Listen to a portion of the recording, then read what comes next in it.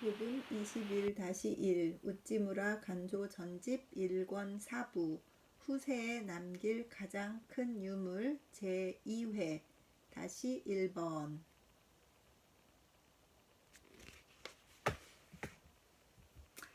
녹음 21-1번 우찌무라 간조 전집 1권 4부 후세에 남길 가장 큰 유물 제2회의 1번 녹음하도록 하겠습니다. 잠시 기도하겠습니다. 주님, 이어서 2회 읽습니다. 주님 은혜를 늘 감사드립니다. 저에게 주신 소망, 단 한 사람이라도, 단 한 명이라도 주님을 정말 사랑하고 주님의 구원의 길을 찾아서 죄 사함의 길을 찾아가려고 하는 단 한 명의 형제나 단 한 명의 자매라도 있어서 저희 이 시간과 노력과 이 투자하는 이 모든 것들이 헛된 것이 되지 않기를 주님 앞에 간절히 기도합니다. 주님께서 이 리딩에 저를 위해서 주시는 이 축복이 늘 넘치듯이 이 축복을 나눌 수 있도록 주님 인도하여 주시옵소서. 들으시는 분들을 늘 사랑하고 축복합니다. 그들 신앙의 발걸음에 이 위대하신 우찌무라 간조의 사상이 잘 적용되어서 그들의 인생도 의미가 있고 주님과 함께 걸어가는 귀한 신앙생활 될 수 있도록 인도하여 주시옵소서. 감사드리며 우리 예수님 이름 받들어 기도드렸사옵나이다. 아멘. 그래서 녹음 이제 4부 읽고 있습니다. 그래서 2회 1번 읽도록 하겠습니다. 이게 너무 길어가지고 중간에 제가 끊도록 하겠습니다. 제2회 어젯밤에는 후세에 우리가 남기고 갈 것에 대해서 먼저 돈에 대한 이야기를 하고 그 다음에 사업에 관한 이야기를 하였습니다. 그런데 돈을 모으는 천부적 재능도 없고 그것을 쓰는 재능 또한 없으며 그렇다고 해서 사업에 타고난 재질을 발휘할 수 있다거나 그 사업을 위한 사회적 지위도 없을 경우에는 우리가 이 세상에서 무엇을 하면 좋을 것인가? 사업을 하려면 우리에게 하나님으로 받은 특별한 재질과 능력이 필요할 뿐 아니라 또 사회적인 지위가 있어야 합니다. 우리는 가끔 저 사람은 타고난 재능이 있는데 왜 아무것도 하지 않는가 하고 그 사람을 나무라는 일이 있지만 그것은 가혹한 꾸지람이라고 생각합니다. 사람이란 지위를 얻으면 별로 신통치 못한 사람도 큰 사업을 이루어냅니다. 지위가 없으면 아무리 훌륭한 사람이라도 뜻만을 품은 채 헛되이 산간에서 쓰러지고 마는 경우가 허다합니다. 그러므로 사업만으로 사람을 평할 수 없다는 것은 명백한 일이라고 생각합니다. 그리하여 내게 사업의 천부적 재능도 또 이것을 해나갈 지위도 벗들도 사회의 찬성도 없다고 하면 나는 이 세상에 남길 것이 그 아무것도 없겠느냐는 문제가 생깁니다. 그래서 만일 돈을 모을 수도 없고 또 사회가 나에게 사업을 허락하지 않는다면 나는 또 하나 남겨둘 것을 가지고 있습니다. 무엇이냐 하면 나의 사상입니다. 만약 이 세상에서 나의 생각을 실행할 수 없다면 내가 이것을 실행하는 정신을 펜과 먹으로써 종이에 남겨놓을 수가 있습니다. 또는 그렇지 않더라도 그와 비슷한 사업이 있습니다. 즉, 내가 이 세상에 살아가는 동안에 사업을 할 수가 없다면 나는 청년을 훈도하고 나의 사상을 젊은이들에게 주입시켜 그 사람으로 하여금 나의 사업을 하도록 할 수가 있습니다. 즉 이것을 간단하게 말한다면 저술하는 일과 학생을 가르치는 일입니다. 저술한다는 일과 교육한다는 일에 대하여 두 가지를 다 여기에서 논하고자 합니다. 그러자면 아무래도 많은 시간이 걸릴 것 같아 단지 그 첫째 사상을 남긴다는 것에 대해서 나의 문학적 관찰을 말씀드리고자 합니다. 즉 우리의 사상을 남기려면 현 시대의 청년에게 우리의 뜻을 전해주는 것도 하나의 방법이겠지만 사상 그 자체만을 남겨두고 가려면 문학에 의존하는 수밖에 없습니다. 그래서 문학의 필요는 오로지 여기에 있다고 봅니다. 문학이라는 것은 우리들의 마음에 항상 품고 있는 사상을 후세에 전하는 도구라고 할 수 있습니다. 그것이 문학의 실용이라고 생각합니다. 그래서 사상의 위대성을 우리들 누구나가 잘 알고 있는 바입니다. 사상이 이 세상에서 잘 실행된 것이 사업입니다. 우리들이 이 세상에서 다 실행할 수가 없기에 씨만을 뿌리고 가는 것입니다. 나는 하늘 품고 비탄하며 지하로 내려가려고 하지만 너희들 내 뒤에 오는 사람들이여 기회가 있으면 나의 사상을 실행하라고 후세에 유언하는 것입니다. 그래서 그 유물의 위대함은 참으로 굉장한 것입니다. 우리가 잘 알고 있는 바와 같이 2000년 전 유대의 극히 보잘것없는 어부나 혹은 전혀 세상에 알려지지 않은 사람들이 이 신약 성서라는 작은 책을 썼습니다. 그리하여 그 작은 책이 마침내는 전 세계를 뒤덮었다는 데에 대하여 여기에 앉은 사람들에게는 더 말할 필요가 없으리라고 생각합니다. 또 사뇨라는 사람은 근왕론을 쓴 사람입니다. 선생은 일본을 부활시키기 위하여 아무래도 한 단체를 만들지 않으면 안 된다고 생각했습니다. 하나의 단체를 이루기 위해선 일본 황실을 존중하고 도쿠가와의 봉건 정치를 폐하고 오늘의 소위 왕조의 시대로 바꾸지 않으면 안 된다는 큰 사상을 가지고 있었습니다. 그러나 사뇨는 그것을 실행하려고 했지만 실행할 수가 없었습니다. 사뇨만큼 앞을 내다볼 수 없는 사람이라면 이것을 실행하려다가 전쟁의 이슬로 사라져 버렸을 것입니다. 그러나 사뇨는 그런 바보는 아니었습니다. 그는 그가 세상에 살고 있는 동안 도저히 이 일이 이루어질 수 없는 것을 알고 자기의 뜻을 일본 외사에 기록하였습니다.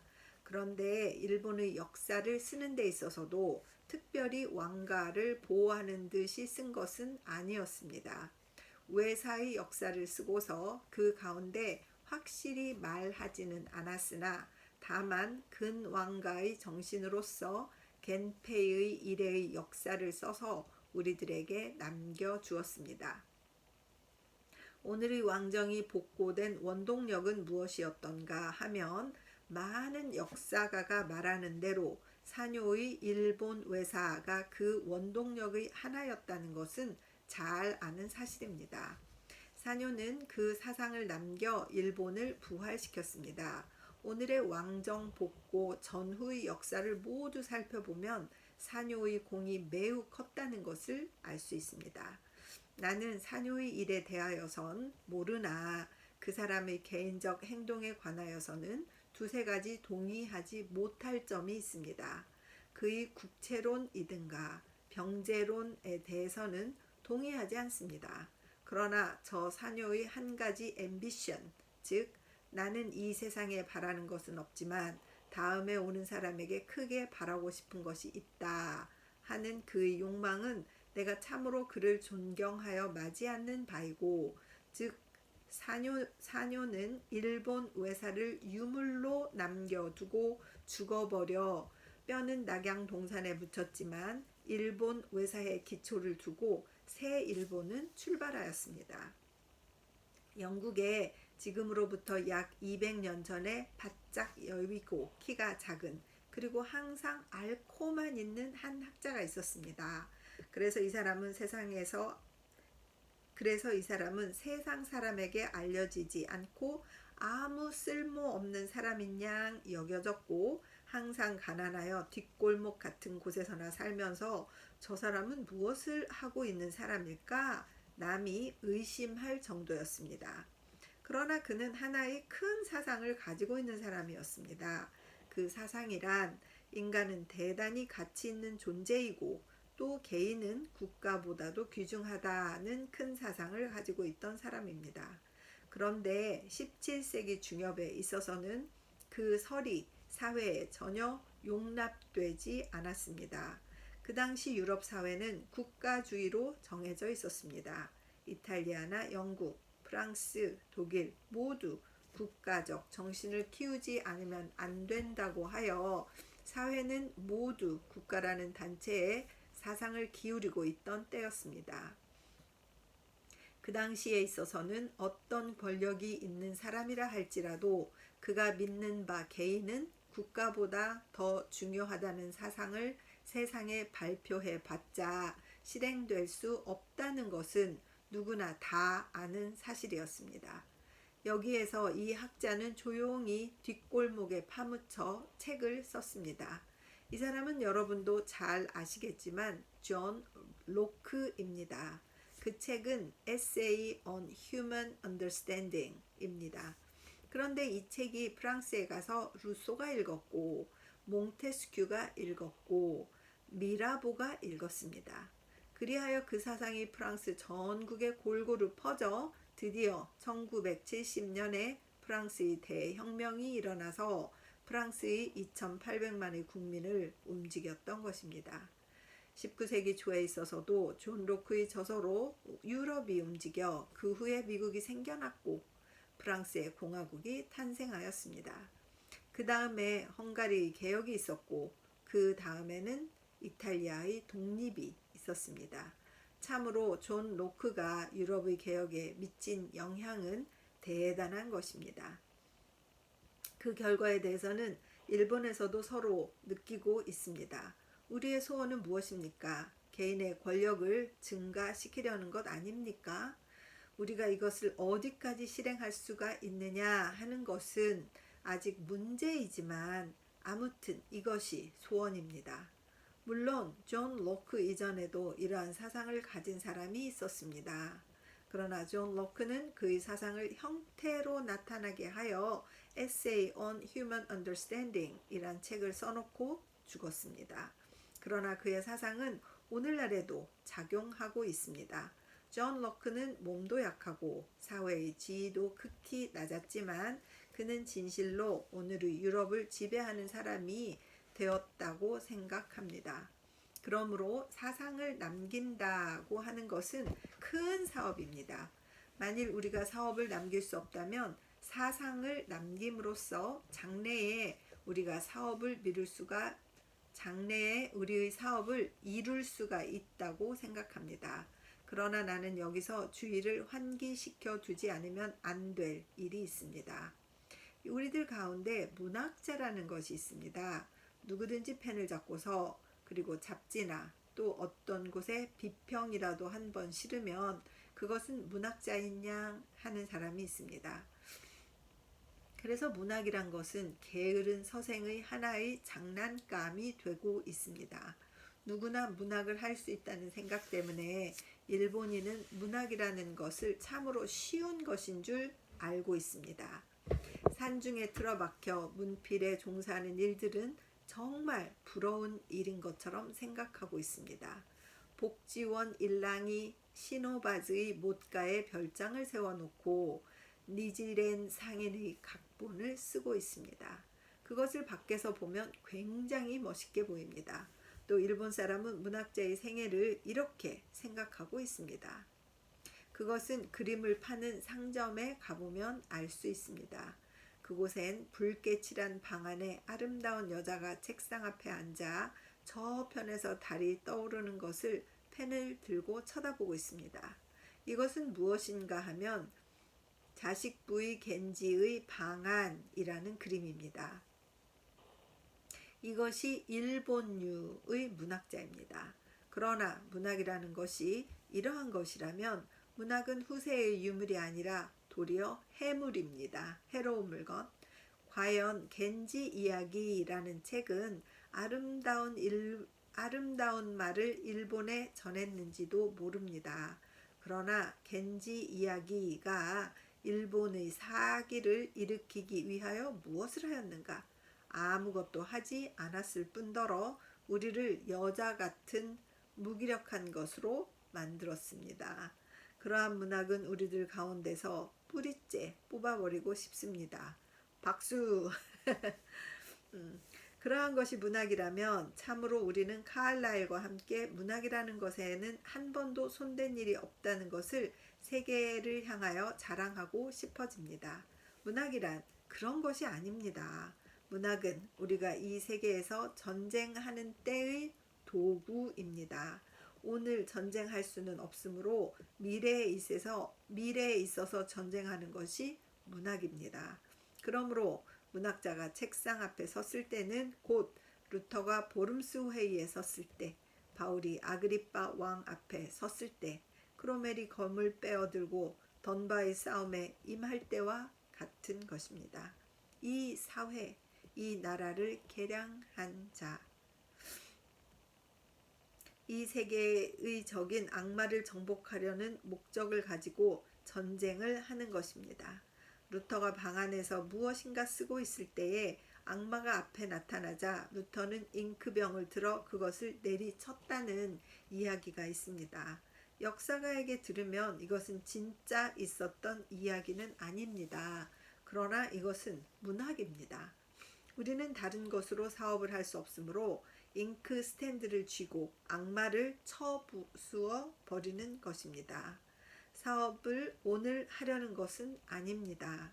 미래까지 우리의 전쟁을 계속할 생각에 사업을 펜과 종이에 남겨놓고 그리고 이 세상을 마치려는 것이 문학자의 가지고 있는 앰비션입니다. 그리하여 그 선물, 우리가 우리의 사상을 펜과 종이에 남겨놓아 이것을 장래에 선물하는 것이 참다운 문학자의 사업이어서 만약 하나님이 우리에게 이것을 허락하신다면 우리는 감사하여 그 선물을 남기고 싶습니다. 유명한 울프 장군이 퀘벡시를 쟁취할 때에 그레이의 엘레지를 노래하면서 한 말이 있습니다. 이 퀘벡을 얻기보다 나는 차라리 이 엘레지를 쓰겠노라고. 물론 엘레지는 과격한 소위 루터적 문장은 아닙니다. 그러나 이것이 영국 사람의 마음, 울프 장군과 같은 마음을 얼마나 위로하였는지 참으로 오늘까지 영국 사람의 용기를 얼마나 북돋아 주었는지 알 수 있습니다. 알 수 없습니다.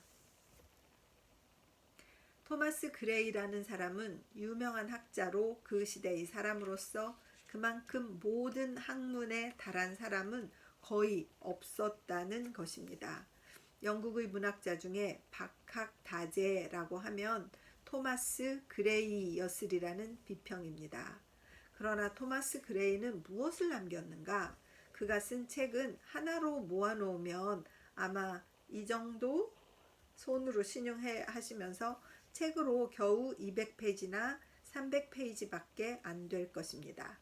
그러나 그 중에 이렇다 할 대작은 없습니다. 토마스 그레이의 후세의 유물은 아무것도 없고 다만 엘레지라는 300행 정도의 시였습니다. 그레이의 48년의 생애란 것은 엘레지를 써놓고 끝나가고 말았습니다. 그러나 아마도 영국의 국민이 존속하는 동안은, 영국의 국어가 통용되고 있는 동안은 엘레지는 없어지지 않을 것입니다. 이 시처럼 많은 사람을 위로하고 특히 많은 가난한 이들을 위로하며 세상에 전혀 용납되지 않은 사람을 위로하고 많은 뜻을 품고도 이것을 세상에 발표할 수 없는 이들을 위로한 것은 없습니다. 이 시를 통하여 그레이는 만세를 위로하고 있습니다. 우리는 진실로 그레이의 운명을 부러워합니다. 모든 학문을 48년간이나 쌓은 사람이 다만 300행의 시를 남기고 죽었다면 적은 일 같지만 참으로 그레이는 대사업을 이룬 사람이라고 생각합니다. 유명한 헨리 비처가 말하기를 나는 이것이 결코 비처가 작은 일을 괜스레 크게 떠벌려 한 말이 아니라고 생각합니다. 이거는 우찌물 선생님 말이고요. 유명한 헨리 비처가 말하기를 나는 60년이나 70년의 생애를 나처럼 보내는 것보다 차라리 찰스 웨슬리가 쓴 Jesus Love of My Soul의 찬송가 한 편을 쓰는 것이 낫겠다라고 말했습니다. 얼핏 생각하면 이것은 찰스 웨슬리를 존경하는 나머지 한 말로서 결코 비처의 마음에서 나온 말은 아닌 것처럼 생각되지만 웨슬리의 이 노래를 몇 번이고 반복하여 불러보고 어떠한 심정, 어떠한 취미, 어떠한 희망이 그 속에 있는가를 볼 때에는 어쩌면 비처가 말한 것이 정말 아닌가 또 생각됩니다. 그러므로 우리에게 사상이 있다고 하면 만일 우리가 그것을 직접 실행할 수 없다면 이것을 종이에 남겨 다음 세대에 남긴다는 일은 큰 사업이 아닌가 생각합니다. 문학자의 사업이라는 것은 그런 까닭에 부러운 사업입니다. 이러한 사업이라면 혹시 우리도 해보고 싶다고 생각할 것입니다. 잠깐 물 좀 마실게요. 이렇게 말하면 여러분 가운데는 또 이렇게 말하는 사람도 있을 것입니다. 글쎄, 그래도 문학이란 우리에겐 도저히 안 된다. 글쎄, 나는 지금껏 펜을 잡은 일이 없다. 또 나는 학문이 적다. 나는 도저히 문학자가 될 수는 없다. 라고. 그래서 원시 물어를 보고는 도저히 이런 유창한 글은 쓸 수 없다고 생각합니다. 머콜리의 글을 보고서도 도저히 이것을 배울 수는 없다고 생각하며 사뇨의 글을 보고 도저히 이런 것은 쓸 수 없다고 생각하여 아무리 하여도 나는 문학자가 될 수는 없다고 하며 실망하는 사람이 있습니다. 문학자는 특별한 천직을 가진 사람이어서 문학이란 도저히 우리들 평범한 인간이 할 수 있는 일은 아니다고 생각하는 사람이 있습니다. 그 실망은 어디에서부터 일어났는가 하면 전에 말씀한 유약한 생각에서 일어나는 것입니다. 즉 겐지 이야기의 문학 사상에서 일어난 생각입니다. 문학이란 그러한 것이 아닙니다. 문학이란 우리 마음속에 있는 그대로를 말하는 것입니다. 존 버년이라는 사람은 조금도 학문이 없는 사람입니다. 만일 그가 읽은 책이 있다면 단지 2권이 있을 뿐입니다. 즉 바이블과 폭스가 쓴 Books of Martyrs, 순교자들의 책이라는 2권입니다. 지금이라면 이러한 책을 읽을 인내력을 가진 사람은 없습니다. 나는 삿포로에서 그것을 읽은 적이 있습니다. 10페이지 정도 읽으면 그 다음은 더 읽을 흥미가 없어지는 책입니다. 아이고 더구나 퀘이커가 쓴 책이므로 문법상 틀린 곳이 많습니다. 퀘이커는 왜 그렇지? 그런데 버녀는 처음부터 끝까지 이 책을 읽었습니다. 그는 말했습니다. 나는 플라톤의 책도 아리스토텔레스의 책도 읽은 일은 없다.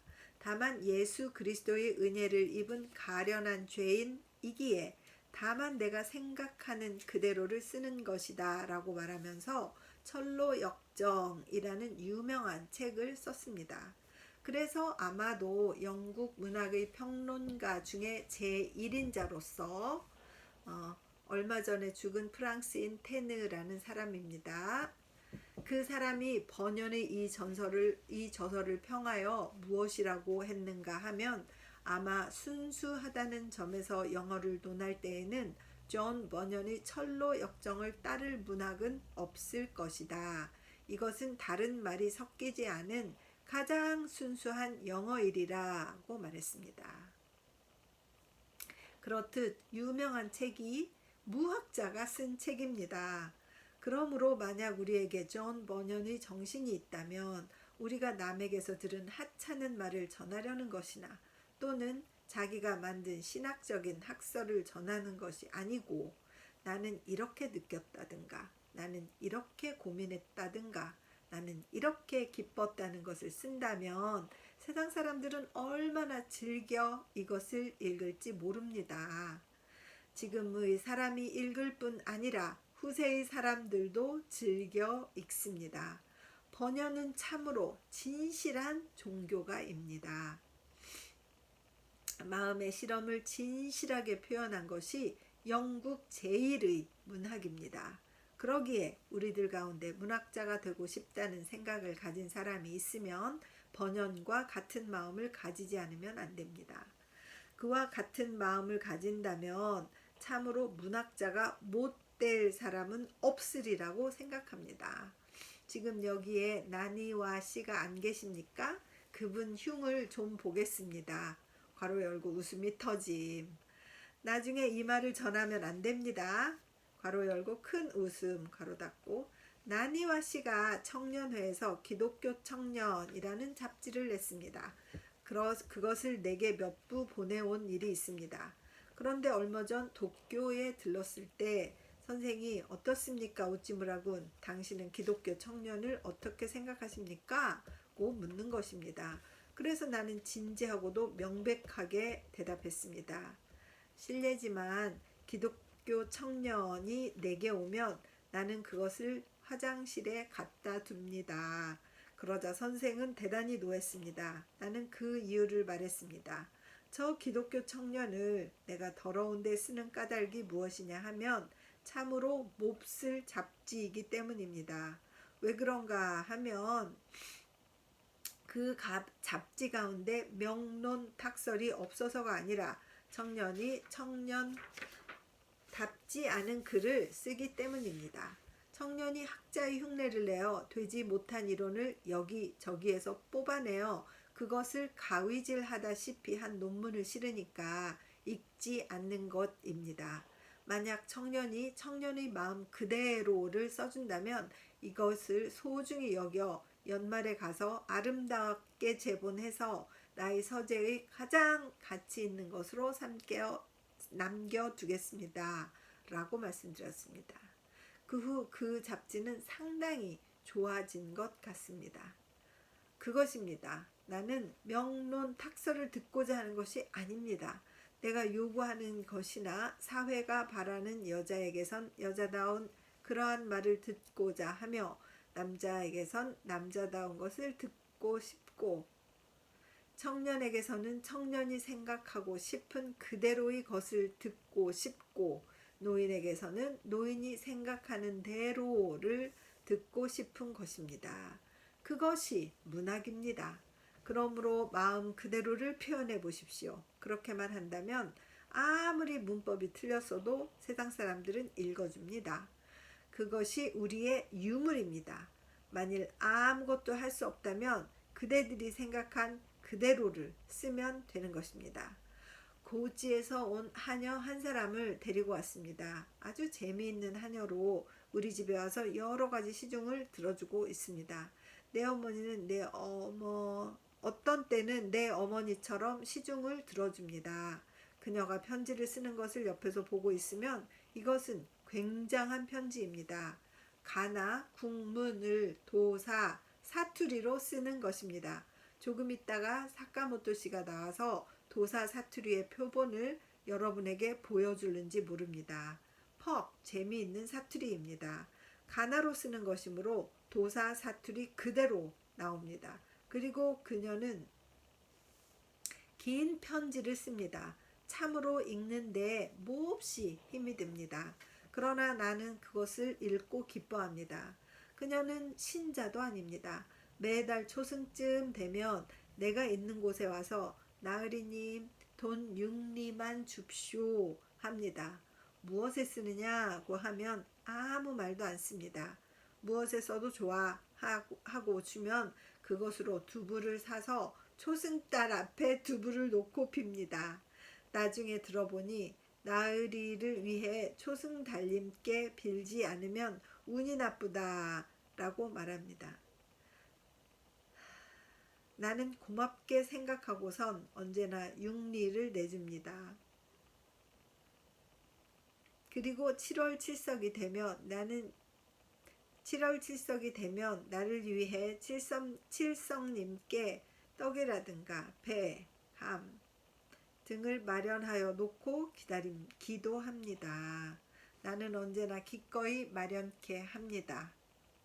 그녀가 써준 편지를 나는 참으로 많은 훌륭한 학자 선생들의 문학을 육합 잡지에 써 읽는 것보다 더 좋아합니다.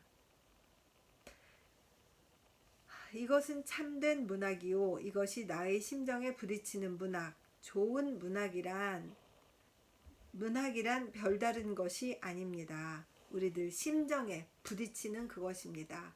문학이 만일 그런 것이라면 또 그런 것이 아니어서는 안 됩니다. 그렇다면 우리의 되려고만 한다면 문학자가 될 수 있습니다. 우리가 문학자가 되지 못한 것은 펜을 잡을 수 없어서가 아닙니다. 우리가 한자를 몰라서가 아닙니다. 우리들의 마음에 왕성한 사상이 남겨 있고 우리들의 마음 그대로를 좋은 번연이 썼듯이 엮을 수만 있다면 그것이 제일 훌륭한 문학인 것입니다. 카를라일의 말처럼 무엇이든지 좋으니 깊은 곳에 들어가라. 깊은 곳에는 모두 음악이 있다. 참으로 여러분의 심정을 있는 그대로 써보십시오. 그것이 유창하고 훌륭한 문학입니다. 나 자신의 경험에 의해서도 나는 문천상이 어떻게 썼다든가 백낙천이 어떻게 썼는가를 여러 가지로 조사한 후에 쓴 글보다는 자기가 마음 그대로를 가나에 좀 틀린 데가 있건 문법에 맞지 않건 대가 있건 다시 여기 읽을게요. 말이 좀 이상하게 됐어. 어떻게 썼다든가 백낙천이 어떻게 썼는가를 여러 가지로 조사한 후에 쓴 글보다는 자기가 마음 그대로를 가나에 좀 틀린 데가 있건 문법에 맞지 않는 데가 있건 구애받는 일 없이 쓴 글이 내가 보기에는 제일 좋은 문장인 것이고 다른 사람이 평해도 제일 좋은 문장이라고 합니다. 문학자의 비결은 거기에 있습니다. 이러한 문학이라면 우리 누구나가 남길 수 있습니다. 그러므로 고마운 일입니다. 만일 우리가 사업을 남길 수 없다면 우리에게 하나님께서 말씀이라는 것을 주시고 우리 인간에게 문학이라는 것을 주셨으므로 우리는 문학으로서 우리의 생각을 후세에 남겨두고 갈 수가 있습니다. 아이고, 이 글도 또 잘 써야 되고 그 글의 내용과 사상도 다 있어야 되는데 문학을 이렇게 쉽게 얘기할 수 있을까요? 늘 어려움을 느끼고 일기도 잘 못 쓰겠던데 또 글쓰기 재능 있으신 분은 이렇게 쉽게 얘기하시는 것 같습니다. 계속 읽겠습니다. 그렇게 말씀드리면 또 이러한 문제가 나옵니다. 우리는 돈을 모을 수가 없고 또 사업을 할 수도 없으며 그리고 또 그렇다고 해서 여러분이 모두 문학자가 된다면 아마 인쇄소에서 기뻐할지는 몰라도 사회는 기뻐하지 않을 것입니다. 문학자가 세상에 많아지면 인쇄업자나 제지업자들만 좋아할 뿐이지 그다지 사회에는 이롭지 않을 것입니다.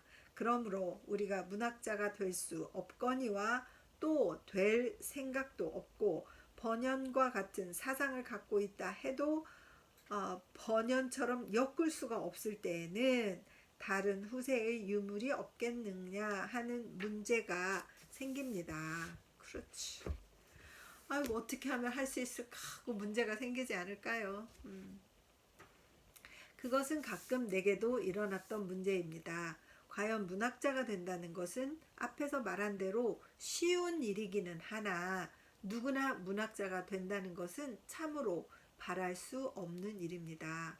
예컨대 학교의 선생, 즉 어떤 사람이 말한 대로 누구나 대학에 들어가 학사의 칭호만 얻고 혹은 그 외에 미국에나 가서 학교만 졸업하면 그것으로 선생이 될 수 있다고 생각하는 것과 마찬가지의 일입니다. 나는 여러 번 듣고 느끼며 지금도 마음에 새기고 있지만 내가 많은 신세를 진 엠허스트 대학의 총장인 실리 선생은 말하기를 이 학교에서 지불할 만큼의 급료를 지불만 하면 학자는 얼마든지 얻을 수 있다. 지질학자, 동물학자는 많지만 지질학, 동물학을 가르칠 수 있는 사람은 실로 적다. 문학자는 많이 있다. 문학을 가르쳐 줄 수 있는 사람은 적다. 그러므로 이 학교에 30, 40명의 교수가 있지만 그 30, 40명의 교수는 아주 귀하다. 왜냐하면 그들은 학문을 자기가 알고 있을 뿐 아니라 그것을 가르칠 수 있는 사람이기 때문이다 라고. 이것은 우리가 깊이 생각해야 할 일이고, 우리가 학교만 졸업하면 반드시 선생이 될 수 있다는 생각을 가져서는 안 됩니다. 학교의 선생이 된다는 것은 일종의 특별한 천직이라고 나는 생각하고 있었습니다. 좋은 선생이랑 반드시 대학자는 아닙니다. 오시마 군도 아시겠지만 우리들이 삿포로에 있었을 때 클라크 선생이라는 분이 교사로서 식물학을 담당하고 있었습니다. 당시에는 다른 식물학자가 없었으므로 클라크 선생이 제일 유명한 식물학자라고 생각하고 있었습니다. 이 선생이 말한 것은 식물학상 틀림이 없는 줄로만 생각하고 있었습니다. 그러나 선생의 본국에 가서 들으니 선생의 정체가 상당히 드러났습니다. 그 나라의 어느 학자가 클라크가 식물학에 대하여 가르치다니 이상하다 하면서 웃는 것이었습니다. 그러나 어쨌든 선생은 굉장한 힘을 지니고 계신 분이었습니다. 어떠한 힘이었는가 하면, 즉 식물학을 청년의 머릿속에 불어넣어 식물학이라는 것에 흥미를 일으키도록 하는 힘을 가졌던 것입니다. 그런 까닭에 식물학의 선생으로서는 대단히 가치가 있는 사람이었습니다. 그러므로 학문만 있으면 선생이 될 수 있다는 생각은 가져서는 안 됩니다. 사상만 있으면 모두가 선생이 될 수 있다는 생각을 버리지 않으면 안 됩니다. 선생이 되는 사람은 학문이 있을 뿐 아니라, 학문도 없어서는 안 되겠지만 학문을 청년에게 전할 수 있는 사람이 아니면 안 됩니다. 이것을 전한다는 것은 하나의 기술입니다. 짧은 말이지만 그 가운데 대단한 의미가 포함되어 있습니다. 아무리 우리가 문학자가 되고 싶다, 학교의 선생이 되고 싶다는 소망이 있다 해도 이는 반드시 누구나 될 수 있는 일은 아니라고 생각합니다. 자, 그래서 여기까지 1번을 읽었습니다. 2번은 또 다음 녹음에서 읽도록 하겠습니다. 잠깐 기도하겠습니다. 주님의 은혜를 감사합니다. 주님, 혀가 좀 꼬이고 글이 잘 안 읽어지는 경험을 했습니다. 주님, 피곤치 않도록 도와주시옵소서. 제가 좀 피곤한데 주님께서 잘 지켜주시기를 간절히 바라고 기도합니다. 잠깐 휴식하고 나머지 읽도록 하겠습니다. 주님, 이 글을 읽는 것을 듣는, 이 리딩을 듣는 한 형제라도, 한 자매라도 하나님 정말 같은 은혜 받을 수 있도록 인도하여 주시옵시고 인도하여 주시옵소서. 감사드리며 예수님 이름 받들어 기도드렸사옵나이다. 아멘. 늘 사랑하고 축복합니다.